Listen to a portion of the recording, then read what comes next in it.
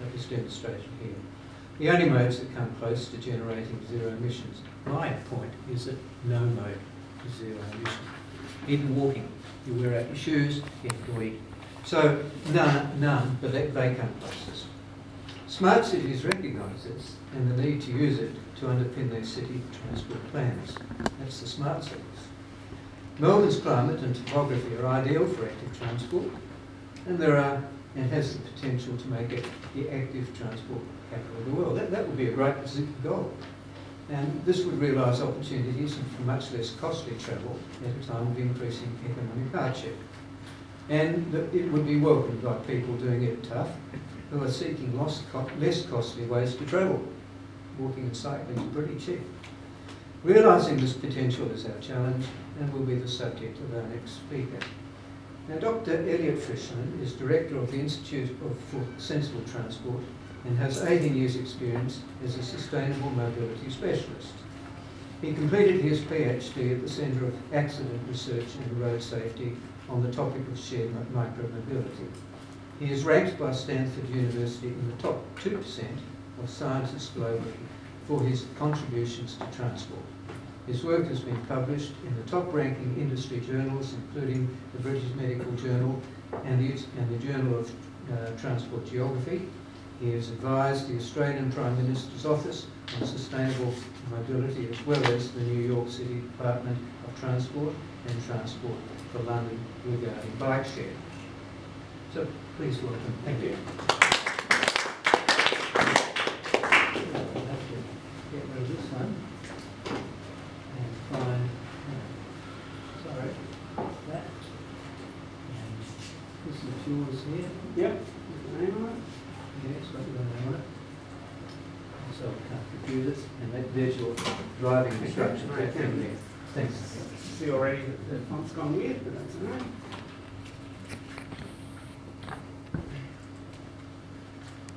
Okay. Thanks very much, everyone. Thanks very much for inviting me. Roger and I think when Roger and I first met, and he was asking me to speak at one of the events, and I was looking like I was fairly time constrained. The reason he got me in was he said I studied under Frank Fisher, and as soon as he said that, I was in. So thanks very much for the invite, and Frank was a bit of a mentor to me, so very pleased to be able to speak today. And what I'm going to be talking about is some work that we did for Austroads, which, for those of you that don't know, is like Australasian umbrella group that includes all of the state and territory-based road agencies here in Australia, but also New Zealand. And they were very keen for me to identify their work in initiating the project that I'm going to be talking about today. So it was all about increasing active transport mode share and what are the interventions that are most effective in doing that relative to cost and complexity. Because often I think the local governments and also state governments to some degree, there's a whole bunch of things that they could do, and it's trying to work out, well, which ones are the most impactful, which is especially important given what I'm about to show you, which is the graph of mode share change over time in Australia. And basically over the last 19 or 20 years that I've been working in this, our mode share has remained exactly the same or slightly less for walking and cycling, even though we've had 2 decades of policies with the intention of increasing sustainable mobility. They haven't been effective, which is not to say that things we've been doing have been useless. It's just that it shows how much more you need to do in order to actually get the gain in active travel and public transport that people say they want. So I'm going to start with the conclusions. It's a trick I got from Bert van Vey from Delft University in the Netherlands, which is, while you're all fresh, I might as well get the important things out of the way so you're more likely to take them in. So hopefully that works. So mode share change towards active travel is really difficult. To give you an example of just how difficult it is, in the Netherlands in the early 1970s, so about 50 years ago, the mode share for cycling was 25%. And then over the course of the last 50 years, they've been spending record amounts of money on excellent bike infrastructure, the best bike infrastructure anywhere in the world, and allocating space towards active transport. But last year, the bike mode share in the Netherlands was 28%. So it went from 25% 50 years ago to 28%. So what that shows is you have to work really hard just to stay still. And we're not really working that hard to get the outcomes that we say we want. This study, one of the key findings was also that it's not just about things that make cycling or walking easier or more attractive. It's got just as much, if not more, to do with making car use harder and less convenient, because if you don't work on that side of the equation as well, you're going to be limited in the degree of success that you could expect to have. So an example of that would be something like taking out a row of car parking and putting in a row of protected bike lanes and wider footpaths and street greening to increase the vibrancy of the street. You need to do both those things to really get the most effect, which is what that third point is. And you can't separate this out from land use planning as well. And so it's exactly what Graham was talking about before about the negative impact that sprawl has on making the transport task so much harder. So if we continue to sprawl out, anyone that spends time in the outer suburbs or flies into Melbourne, and you just realise when you're on a plane and you're flying down into Melbourne just how much sprawl we've got and how we're continuing to do that even though we know what the effects of that sprawl is. So it makes it very hard. There are really no cities that have high bike or walking mode share and have sprawl, lots of sprawl. You really need to constrain your development, otherwise you can't expect to have high levels of active travel. And well-connected bike networks are an essential requirement for growing cycling mode share. And I just want to say something on the theme of today of doing more with less. My interpretation of it isn't so much doing more with less money, it's doing less with it's doing more with less space resources and less environmental resources, rather than seeing what we can do with the crumbs that are kind of fall off the side of the table that go to walking and cycling. It's the whole transport system, everything, including car-based transport, doing more with less, and that means less investment in those car-orientated transport projects because they're so wasteful in terms of money and energy and space.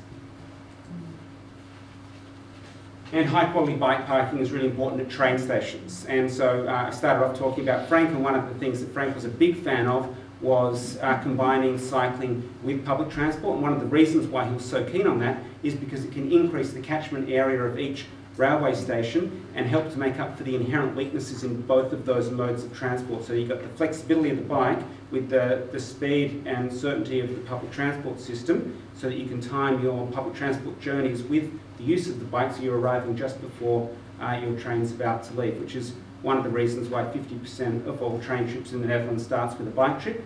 And when the Dutch Rail Service do surveys on customer satisfaction, the passengers that are the most satisfied are the ones that arrive by bike, because they can time their journeys to coordinate perfectly with the public transport timetable.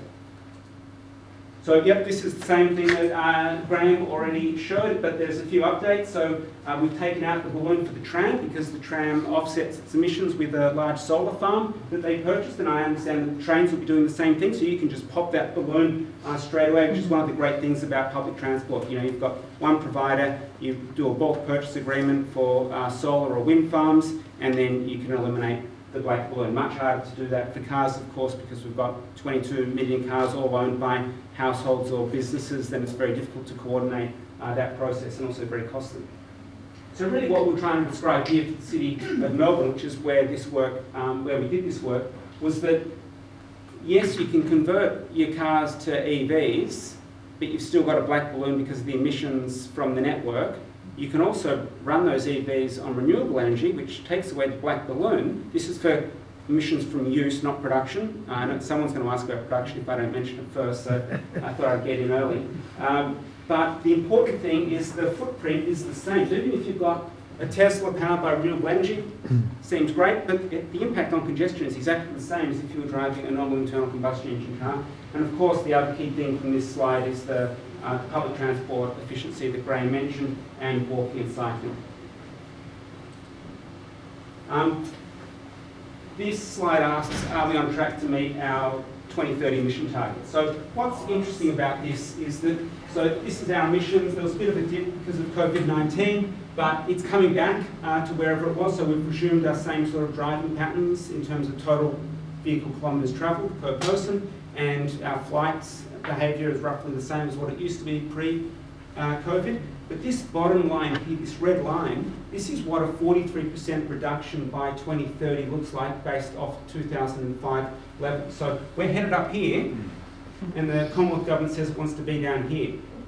To give you an idea of the scale of the discrepancy between where we're headed and where we said we want it to be, even if every single new car purchased in Australia from tomorrow onwards was EV, and they're all powered by renewable energy, we still would meet our emissions target because the turnover of the fleet is so slow that you only replace 4% of the vehicle fleet every year, so it takes a long time to do it, which is why we really should have started a long time ago. So we've got no chance of meeting those targets. So that means that other sectors in the economy are going to need to work extra hard to go even further than they thought they might need to, because transport is not going to perform to the level that's required to meet the 43% reduction target on its own.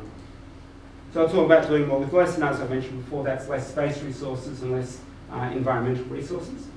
So this is the hierarchy of the interventions that, so basically Austroads hired us to go through all of the literature around that have measured the effectiveness of different interventions to increase active travel. And we kind of categorised them up into, you could have land use planning interventions, infrastructure-based interventions, shared mobility and policies and strategies. So policies and strategies would be things like 30km/h streets, so speed policies would be one example.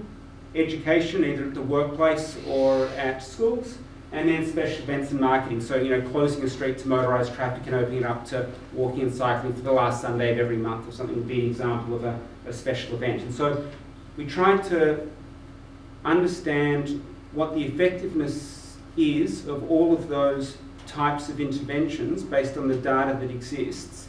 And then the trick was, because all the researchers use different metrics to decide what's effective, we had to harmonise that through a process led by Liam Davies at our office, so that we're able to adequately compare the different studies and the different interventions, so that we're taking our apples and oranges and just using apples or just oranges.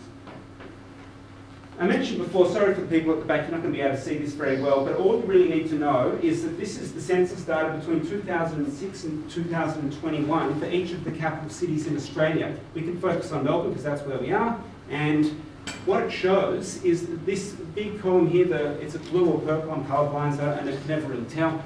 Basically, that's the proportion of trips done by car for trips to work, and the numbers up at the top, these very small segments up here, these are the proportion of people that said that they got to work by walking and cycling.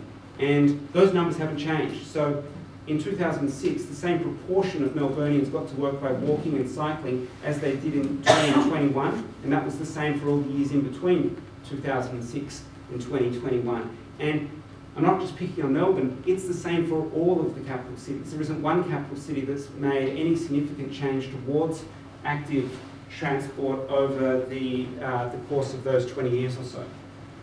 So we need to be working a lot harder, because whatever we're doing at the moment isn't as effective as it needs to be in order to meet our targets. And lots of state governments have targets, or a few state governments have targets for doubling active transport levels over the next 20 years.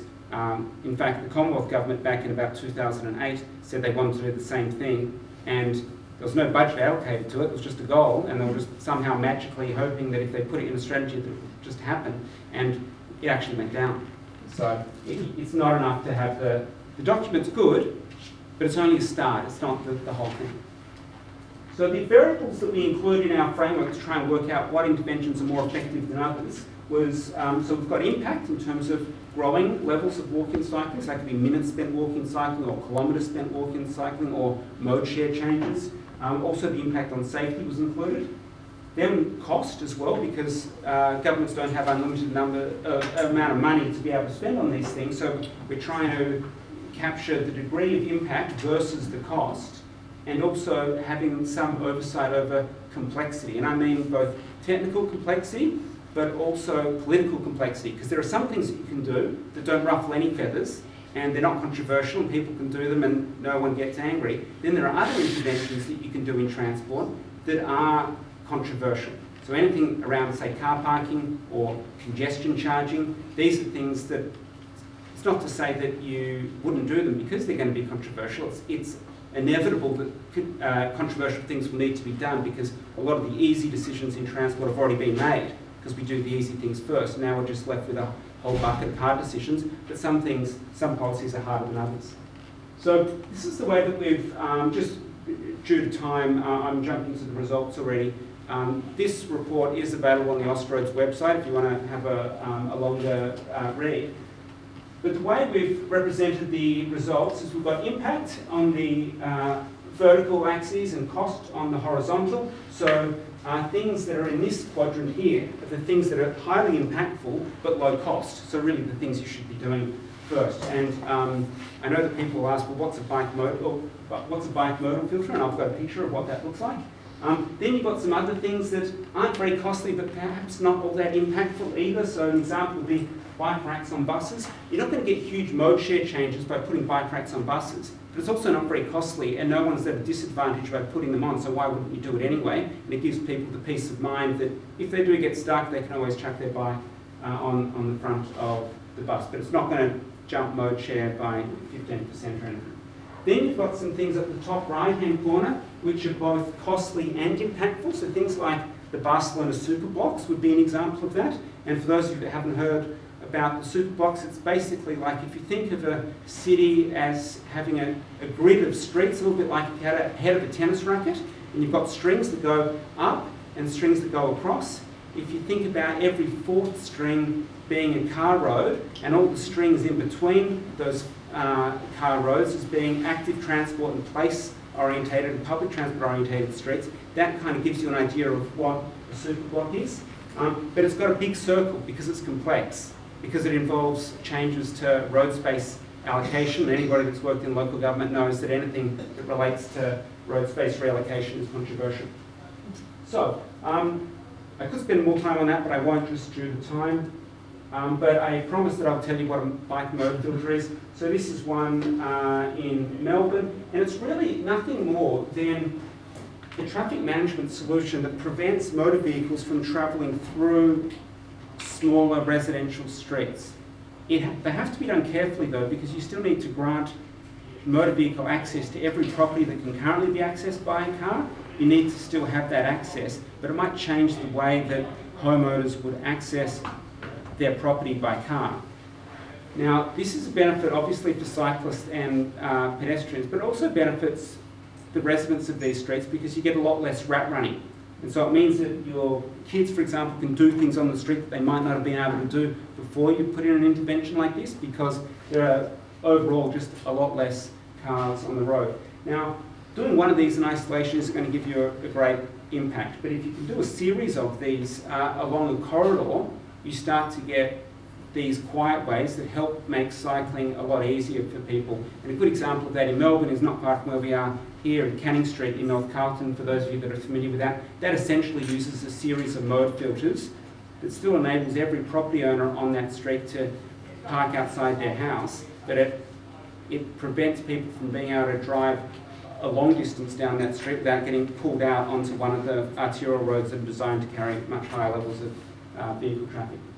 Now, a lot of people say, they look at that picture and go, oh, I don't like it, don't like the graffiti part of it. Well, the graffiti isn't part of the mode filter, the graffiti is just Brunswick. So you shouldn't be deterred from this solution just because of the graffiti if it's not that sounds, yeah, that's, sorry, I'm Adam, I'm from Maryback on the council there. That's our council's project right in my home, and yes.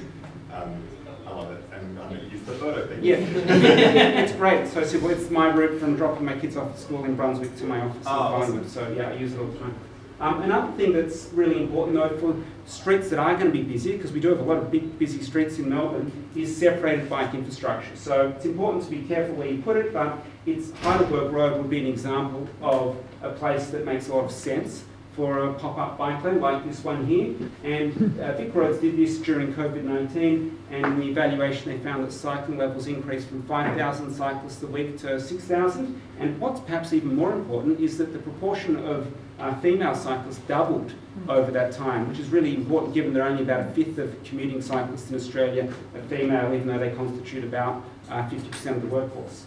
And importantly as well, a greater number of children have started riding on this road that weren't riding on it before, and because of this separation, it gives the parents the confidence that that's a safe enough thing for people to do.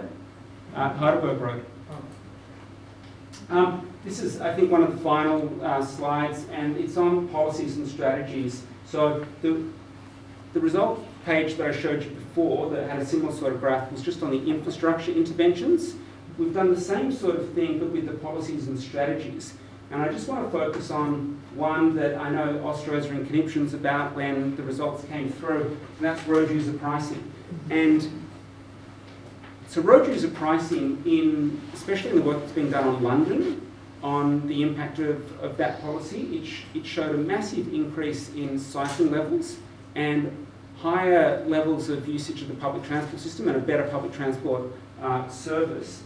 And because it's down on this side in terms of cost, it's because it doesn't actually cost any money, it actually generates revenue. So this is cost to government, that's how we've decided to frame cost. So this actually has, it's zero cost in terms of cost to government, and it brings in revenue, and that revenue can be used to improve the transport system. I was talking to one of the former heads of Transport for London a couple of weeks ago, and he said that all that stuff is true, but the other thing that they did that doesn't get as much attention is that they started to use his words, confiscate road space away from the car at around the same time that they did the road user pricing. So they not just put on the £12 a day to get in, or whatever it started off at in 2003, they also started to allocate road space towards the modes of transport that they wanted to see more of. And I think that was probably just as important potentially as the cost that was applied to the use of the road. Then we've got other interventions there as well. Free public transport passes at the far right-hand side at the bottom there. It's very costly, but not all that impactful in terms of increasing levels of active travel. Partly because, as we've seen with the free tram zone, it encourages a lot of people that would have otherwise have walked to catch public transport, and that isn't a net gain for active transport use. So road space reallocation from general traffic and parking is amongst the most effective measures to increase active transport mode share. So that example that I used at the very beginning of taking away curbside car parking on certain streets and replacing it with protected bike infrastructure and wider, more pleasant footpaths is the sort of approach that cities that have been able to more effectively increase active transport, that's the sort of policies that they've been doing for a number of decades. And I just want to leave you with this picture. This is a street that I used to walk down when I lived and worked in the Netherlands, and just by chance when I used to be on Twitter, I came across the same street in almost exactly the same position, but taken in 1968. And so the buildings are the same, and the space between the buildings are the same. It's just what they've done between those buildings. So I'm going to go back to what it looks like now. And the reason I put this up is because a lot of people say when you start talking about active transport in Australia, they start to say, well, yeah, but we're not Amsterdam. And what a lot of people from Amsterdam that work in transport say is, yeah, but we weren't Amsterdam either. We were this. And then through deliberate decisions about how we allocate road space in our cities, because cities are human functions, they're a thing that humans have developed over 6,000 or 8,000 years, and we get to decide how we use the space in these cities. They've decided to make it more like that. And I think if you were to ask the shopkeepers on this street whether they were interested in perhaps returning the street back to its original 1968 format, you'd just get laughed out of the room. I think everyone that uses the street as it looks like now is far happier than what it used to look like in 1968. So I think that's me. Thank you very much. Just one question, Elliot. I was just wondering if there's any research or suggestion that we could use congestion itself to help in that mode shift. Yes, my recommendation for people that ask me about congestion is don't try and solve it, because you can't solve it. The amount of road space that cars need is insatiable, so you can leave congestion the way it is and it will help to increase the value proposition for walking, cycling and public transport use. So I always advise not to try and solve congestion because you can't do it. Okay. Just one question if you don't mind. Up to you, Roger, if you want to take questions now.